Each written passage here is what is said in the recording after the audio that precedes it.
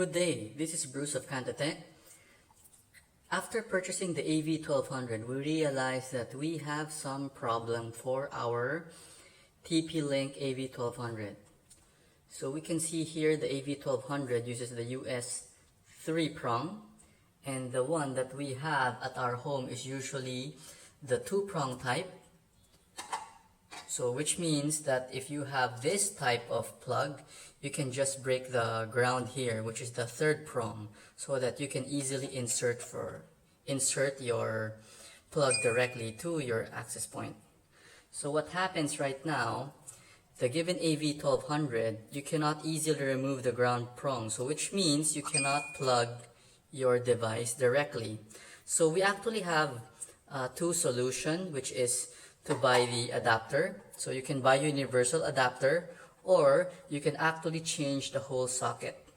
So in this review that we're gonna have, we're kind of going to have a tutorial plus an initial setup guide on how you can change this socket to the universal one.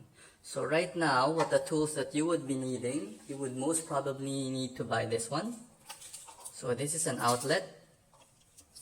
So we are basically going to install this system here, and we are going to upgrade or change our socket to this US 3 prong type. So we're gonna be changing this 2 socket to this 3 prong type.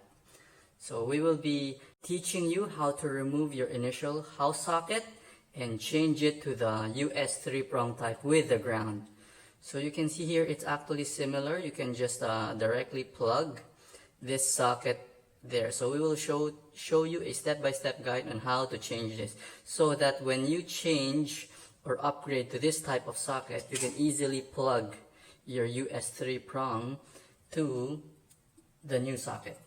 So the tools that you would be needing, so this is our estimate or guide. So basically we think that you would need a Phillips screwdriver, that's the one with the cross on top, a mechanical pliers. Make sure that when you buy the pliers, there should be this grip here, or not, you can just buy a 3M gloves like this one. You would probably need a long nose so that you can use both tools at the same time. This one is an additional item wherein there's a magnetizer. So you can easily buy this in Lazada, so that your screw tip would become magnetic, so it will be easier to handle those screws. And you would need a flat to pry out the socket. Okay, so we can actually start now. So let me just directly put the video to the socket. So what you need to do first, get your flat. Okay, remove the socket that you have. So this one is glued, so you cannot remove it. There's actually you can see a small slot where you can actually remove the socket itself. So we can see here, before we remove it, in your house socket, there should be this small slot here, which you can insert your flat screwdriver to easily remove your existing socket. So what you need to do, remove it. So you can just pry it out. There's just a clip at the back, so you can remove it. So now that you've removed it, you can set this aside, put it as a spare part. Then we need to actually remove this 2 socket here. So basically what you would need, this one is using a flat screwdriver, so you just need to use your flat. Unscrew it, unscrew both. So if you're afraid to get electrocuted, we also strongly suggest that you actually shut off your fuse for this for your household. So you can turn off your power at home temporarily, so it will only take you around maybe at most 15 minutes to 30 minutes if you're quite slow. Don't worry, the food in your ref won't break down within that 1 hour of no electricity or power, as long as you don't open your refrigerator when there's no more power. So we just remove the 2 screws. Now we can remove this at ease. What we will do here, in this configuration, there's actually two lines that you would need to check. There's a line here on top and a line at the bottom. So basically this is AC outlet, so that means this is an alternating current. There's no way to plugging the positive or negative incorrectly. There's a slot at the back I can show you later.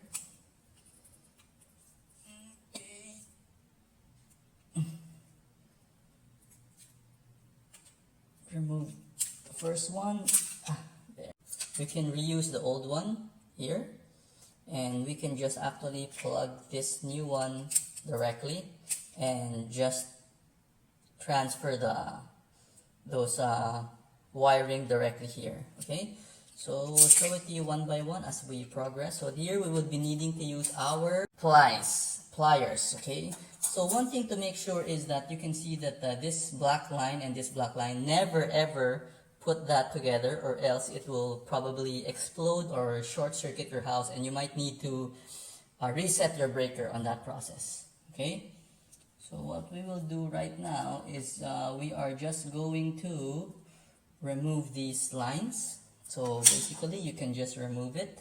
So we can see here, if you notice here, there's an L and an N.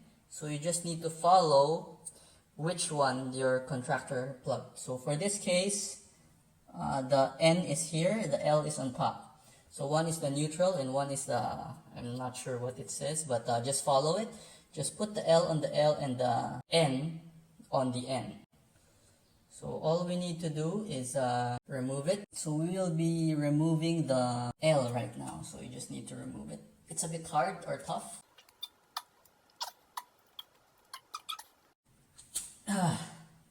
So now we just need to plug the letter L here to letter L. Okay, so we just need to plug it directly. So this is on top, we just plug this on top, L. So we just make sure that there's a click sound. See that? Click. And there, it's really stable because there's a cavity teeth inside. So let me just move the light so we can see things better on our camera perspective. Okay, I think that light should be better now. So we just transferred the L to the L, and later we will use a VOM to check it. If you don't have a VOM, you can just use a normal, just use your regular plug, and then make sure that the power on's on your device. So next is we are going to remove the other one. So that one is written N. So remove the N. This is a bit tough to remove because there's a jagged teeth. There's a teeth connecting the unit, but after pulling it or yanking it with force, you should be able to remove the electrical wire.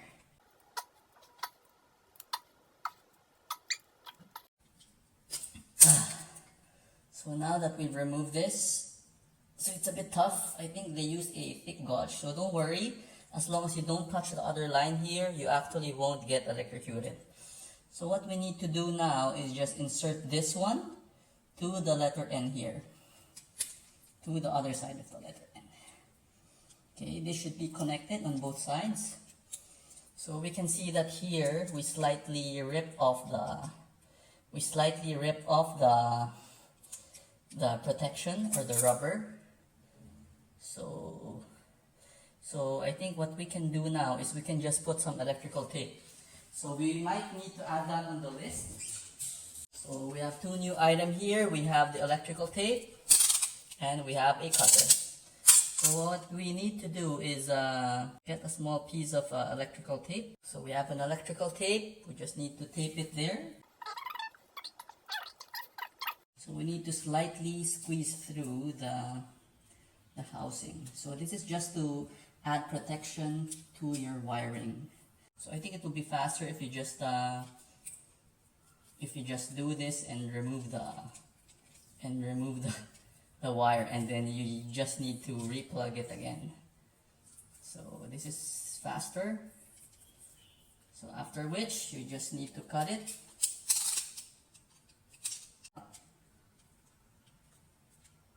So there should be a click sound again.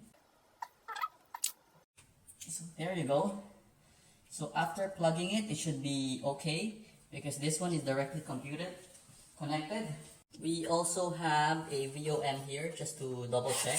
So we're actually using the Fluke 101. This is the Fluke 101, and this is the most entry voltmeter or VOM, volt ohm meter of Fluke. So we just naturally plug the red wire to the red wire and the black one on the black. That's simple. Then you turn on your VOM to the volt. The dotted line is the DC. The one with the curved line is the AC. So just put it there, and that's automatic. Get your tips, remove the top socket, and we can directly test this system. And just to give you an advice, if you are going to be checking your socket, do not plug it directly like this, because there might be a chance that you'll short your circuit. So usually the proper way is to plug one red and one black here, so that there's a bigger gap and there would be less chance for you to get electrocuted or short circuit the system. So we just need to, it seems tough to put, so let's just plug in our current device. It should fall down there. So we can see that so there's power. We just checked our unit have power. So we can see that our access point is working. So you can see the green LED light here, it's working. So you can just use your appliance to check. So right now that we've tested it, we can put back the whole thing. Okay, we need to remove the socket again, just testing the switch. So when you remove it, make sure you don't have that 2-item stick. So you just need to actually clip this inside here. Make sure that it's slotted properly, then push the clip. Make sure it's on the top side. Just to share to you, if in case you made it incorrectly, so here's written here, there's a removal slot written here with an arrow. I hope that you can see it. So what you do is you just put your flat screwdriver here and pull it up for both parts, and you can easily remove it. So just to make sure, put everything on top. So this one, removal slot, and then you put this on top. 16A, make sure it's correctly installed so you can see it upright. You put your system, you clip it, and you put back the system again. So there should be a lock sound for both. Okay, now that we're done, we just need to push this back in. Slightly bend the wire because these are gauge, thick gauge. So we just need to screw everything back. So a while ago, the screw that you removed, so you just need to screw it back. So to make our life easier, so we have a magnetizer here. Just magnetize your Phillips screwdriver. Now that we can see that this one is magnetic, so this one can now pick up your flat screwdriver. Okay, so what we need to do now is just carefully insert the screwdriver and screw it inside the housing of the bracket.